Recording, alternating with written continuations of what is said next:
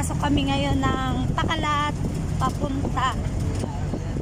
Yan, papunta kaming Pakalat. Yan, ang ganda dito. Palayan, puro palayan.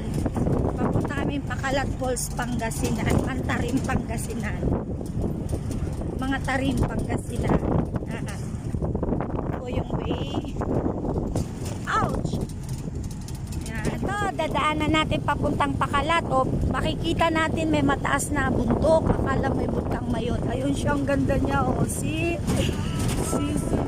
Yan. Yan na. Ganda po, di ba? Ayan na. Pasok na po tayo. Ay. Sharp. Oo. Agoy po.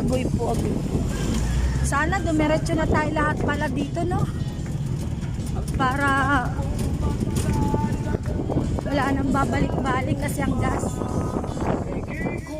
Nandito na po tayo sa Pakalat. Ito po yung mga cottage nila, papakita namin sa inyo.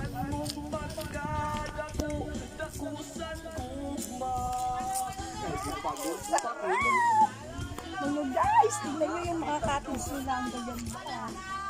So pwede ka rin malasing dito. Yan po ang cottage nila. Oh, grabe. Hanging bridge nila. Yan, may hanging bridge din sila. Pwede tayo dyan bukas. So lalapit kami sa pinakailog. Tingnan natin yung tubig nila kung malinis talaga at malinaw. Yan.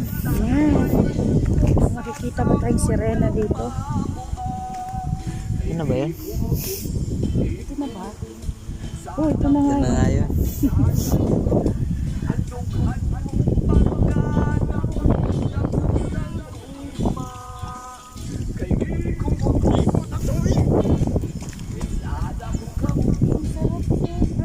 Napakalinaw ng tubig. Oh.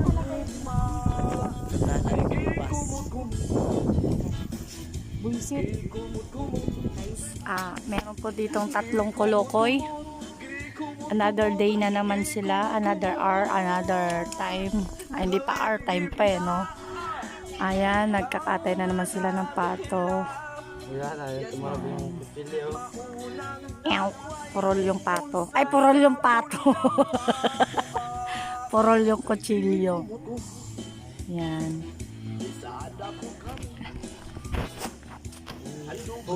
First step, gilitan ang liig ng pato. Yan. Yan, first step yan. Gilitan nila yung liig ng pato. Paano patayin ang pato. Yan. Ang tao ganyan din patayin eh. Ginigilitan.